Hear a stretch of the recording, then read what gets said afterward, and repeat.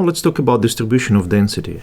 So far we know that we can use frequencies, relative frequencies, to create a distribution histogram. In this case, it's a bar plot. The area, the width of the bar corresponds to the width of the bean. This is a sub-interval. You split the whole interval into. And the height of the bar corresponds to the relative frequency. Why do we need to use density? So let me first of all show you some intuition what density is, and why density can be sort of better, if you can say so, than relative frequencies. From the visual point of view, they are the same. I mean, if you create a distribution histogram for frequencies or distribution histogram for densities, visually they will be the same. But we need densities for using theoretical distributions later. So it's very important that we'll learn how to use density as well. Okay. So let's start with what density is. Well, density is a simple thing. It's like density in physics.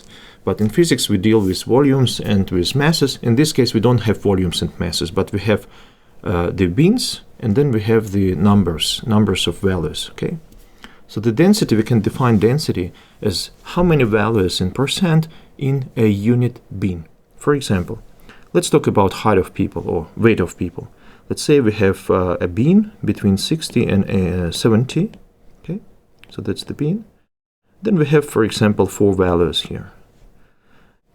Let's say the total number of values in our sample is 10.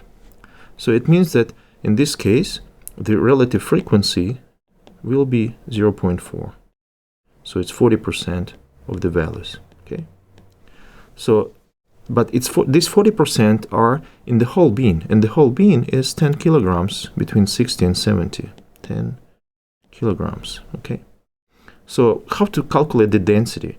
We can calculate density just by simply taking this value and dividing to the size of the bean. So the density is 0.4 divided to 10, which gives us 0.04 or 4%. So it means that if you split this into small subintervals, 1 kilogram each, the average density, the average number of values in each subinterval will be 4, and that gives you the density. So how dense the values are in this bean, or how comfortable, if you can think about that, how comfortable they feel in this bean. Okay, so and if we make a distribution histogram using densities, we just use a density value for the height of bar. For example, in this case, if we use relative frequency for the relative frequency distribution, this will be the bar 60 and 70, and then this is the bar, and the height of the bar that corresponds to the relative frequency is 0.4. If we use density distribution, that will be the bar 60 and 70, and the height of the bar will be a density, so it will be 0.04. But area of the bar will correspond to the relative frequency, so you can calculate it easily. So you take the density 0.04, and then you multiply to the width of this bean to 10, so you will get 0.4. So when you use density distribution, area of bar is the relative frequency.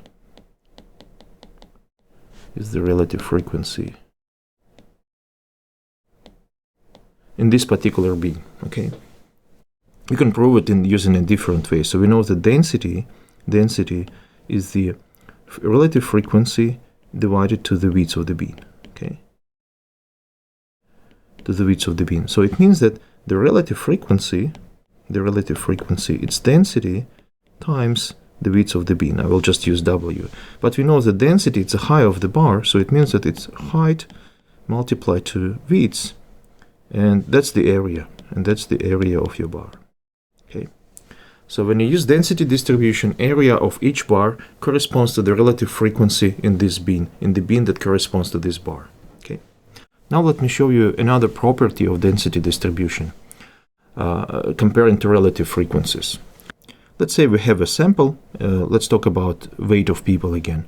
So we have a sample, size of the sample is 10. So we have 10 different persons, and we have measured the weight of these persons. And let's say we have some values like 81, 82, 84, and 87. Okay.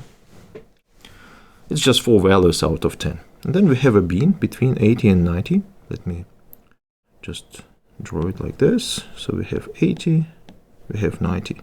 And we would like to make the relative frequency distribution. So first we calculate the frequency. The frequency is 4 in this case because all 4 values are inside this bean. So it means that the relative frequency will be equal to 0.4 because we have 10 values in total. So it means that we can make a drawing like this, 0.1, 0.2, 0.3, 0.4, and that will be the bar. Okay, so this is 0.4, 0.4. So that's the relative frequency distribution where height of bar is a relative frequency. Now, what happens if we split this into 2 beans? So instead of 1 big bean with 10 kilograms, we'll use 2 smaller beans with 5 each, okay? So let's calculate the frequencies. So F1 will be 3, right? So here we have 85, and we have exactly 3 values which are between 80 and 85. So that's 3. And F2 will be 1. You can see it here, okay? So the relative frequencies will be 0.3 and 0.1. So we can make a new drawing here. We have 80, 85, and 90. So the first, this is 0.1, 0.2, 0.3, and 0.4. Then this is the first bar, and this is the second bar. So you can see that the height of both bars is getting smaller comparing to the original one. Why? Well, because we have smaller beans. The smaller beans, it means that's less number of values. Less number of values, it means that the relative frequency will be smaller.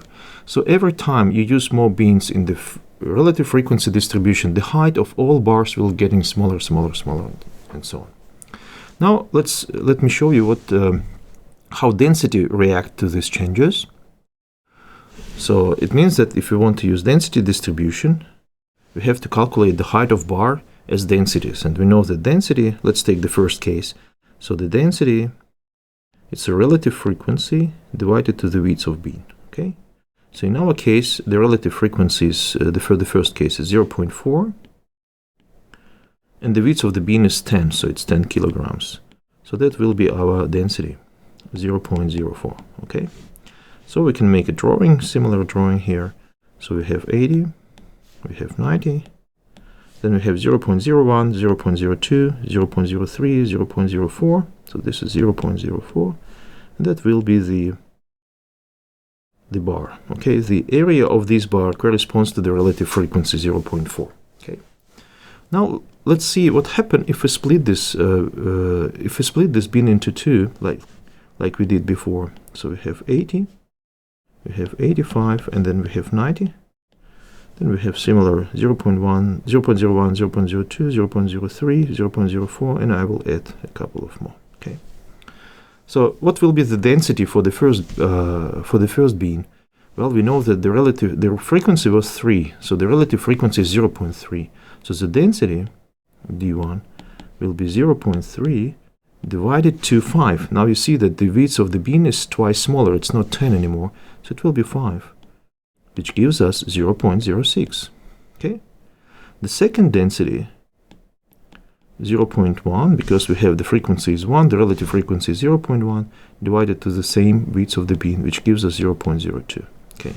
Now I will make the drawing. So this is 0.06, this is 0.04, this is 0.02, okay? So the first bean will be 1.5 times higher than the original one, and the second bean will be twice smaller than the original one. But if you calculate the average height of these 2 beans, it will be exactly 0.04. So when you use more beans for the density distribution, the average height is always the same, but you can just see some details. For example, in this case you saw this as 1 big bar, and in this case you see that actually the density in the second sub-bean is smaller than the density in the first sub-bean, but the total density is equal to the density you have in this case, okay? And that's one of the important properties of the density distribution. So the average height of the bars is always the same, okay? Another property is following. Think, we have relative frequencies, right? So let me make another distribution like this. We know that area of each bar corresponds to the relative frequencies. So we have like relative frequency here for the first bean, relative frequency here for the second bean, and so on. What happens if we take a sum of all areas? So total area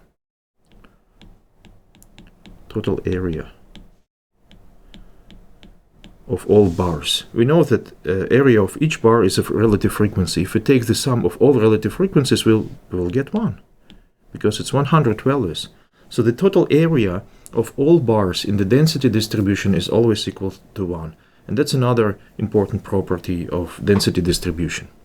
Once again, for visual point of view, it doesn't matter which statistic to use for the making histogram, frequency, relative frequency, or density. The shape will be always the same. It's only the scale that will change, the Y scale. But density distribution is very important for understanding some theoretical distributions that we are going to learn. So that's why it's important that you understand what density distribution is.